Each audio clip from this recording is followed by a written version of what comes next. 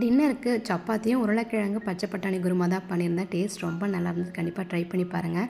இதுக்கு ஃபஸ்ட்டு மசாலா அரைச்சி எடுத்துக்கலாம். ஒரு கைப்பிடி அளவு தேங்காய், கொஞ்சமாக பொட்டுக்கடலை, பெருஞ்சீரகம், ஒரு பட்டை, ஒரு துண்டு கிராம்பு, அப்புறமா கசகசா, முந்திரி பருப்பு, இஞ்சி பூண்டு இதெல்லாம் பேஸ்ட்டாக அரைச்சி எடுத்து வச்சுக்கலாம். இப்போ குக்கர் வச்சுட்டு எண்ணெய் ஊற்றி ஹீட் ஆனது பெருஞ்சீரகம், கட் பண்ணி வச்சுருந்த வெங்காயம் இதெல்லாம் போட்டு நல்லா வதக்கிட்டு கொஞ்சம் வதங்கினதுக்கப்புறம் 2 தக்காளி பழம் வந்து கட் பண்ணி வச்சுருந்தேன். அதையும் சேர்த்து நல்லா குழைய வேக வச்சு எடுத்துக்கோங்க.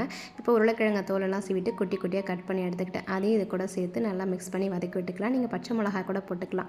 அடுத்து பச்சை பட்டாணி ஃப்ரெஷ்ஷாக இருந்தது அதுவும் கொஞ்சம் போட்டு ஸ்பைசஸ் மஞ்சள் தூள், மிளகாய் தூள், கரம் மசாலா, அப்புறம் உப்பு இதெல்லாம் சேர்த்து நல்லா மிக்ஸ் பண்ணி வதக்கி விட்டுட்டு அரைச்சி வச்சிருந்த பேஸ்ட்டு கொஞ்சம் தேவையான அளவு தண்ணி ஊற்றி நல்லா மிக்ஸ் பண்ணி விட்டு குக்கரை விசில் முடிக்கலாம். இப்போ ஒரு 4 விசில் போல் வேக விட்டு எடுத்து வச்சோம் அப்படின்னா உருளைக்கிழங்கு சூப்பராக வெந்து வந்துடும். இன்னொரு பக்கம் சப்பாத்தி போட்டுட்டு இருந்தேன். குட்டீஸ் எல்லாம் டிவி பார்த்துட்டு இருந்தாங்க. குருமா வந்து சூப்பராக ரெடி ஆகிடுச்சு. சப்பாத்தி வந்து தோசைக்கல்லில் போட்டு எடுத்துகிட்டு சுட சுட சப்பாத்தி கூட இந்த டேஸ்ட்டான குருமாவை ஊற்றி குட்டீஸ்களுக்கு கொடுத்து அவங்களும் சாப்பிட்டு பார்த்து டேஸ்ட் சூப்பராக இருக்குன்னாங்க. கண்டிப்பாக நீங்கள் ட்ரை பண்ணி பாருங்கள். வீடியோ பிடிச்சிருந்தா லைக் பண்ணுங்கள். டாடா.